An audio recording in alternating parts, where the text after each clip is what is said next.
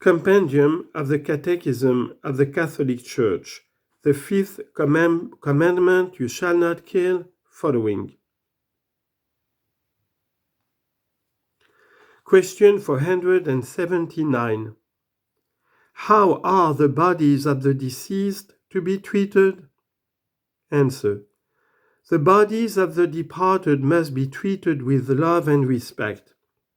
Their cremation is permitted, provided that it does not demonstrate a denial of faith in the resurrection of the body. How does the Lord ask of every person in regard to peace? The Lord proclaimed, "Blessed are the peacemakers," Matthew chapter 5, verse 9. He called for peace of heart and denounced the immorality of anger, which is a desire for revenge for some evil suffered. He also denounced hatred, which leads one to wish evil on one's neighbor. These attitudes, if voluntary and consented to, in matters of great importance, are mortal sins against charity. What is peace in this world?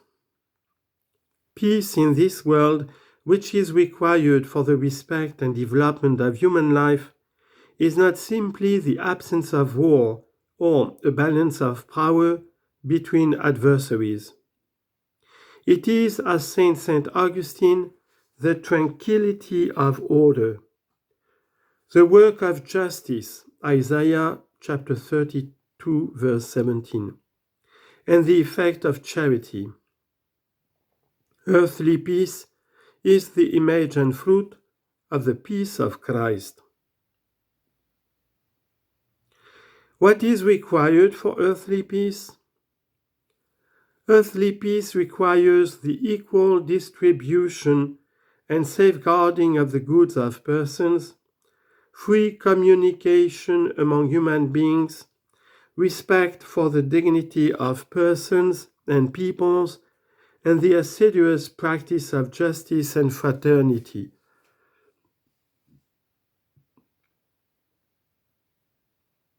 When is it morally permitted to use military force? The use of military force is morally justified when the following conditions are simultaneously present.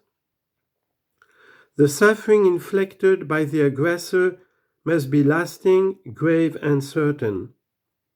All other peaceful means must have been shown to be ineffective.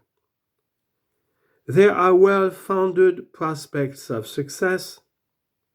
The use of arms, especially given the power of modern weapons of mass destruction, must not produce evils graver than the evil to be eliminated. In danger of war, who has the responsibility for the rigorous evaluation of these conditions? This responsibility belongs to the prudential judgment of government officials, who also have the right to impose on citizens the obligation of national defense. The personal right to conscientious objection makes an exception to this obligation, which should then be carried out by another form of service to the human community. In case of war, what does the moral law require? Even during a war, the moral law always remains valid.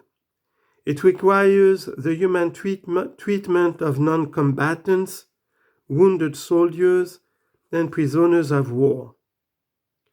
Deliberate actions contrary to the law of nations and the orders that command such actions are crimes, which blind obedience does not excuse.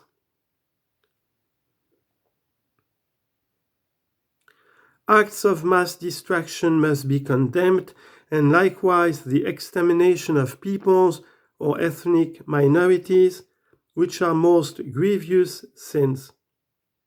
one is morally bound to resist the orders that command such acts. What must be done to avoid war? Because of the evils and injustices that all war brings with it, we must do everything reasonably possible to avoid it.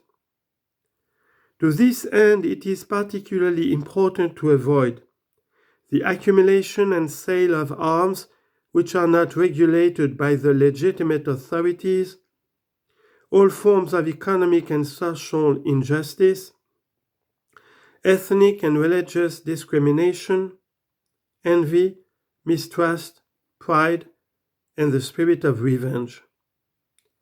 Everything done to overcome these and other disorders contributes to building up peace and avoiding war.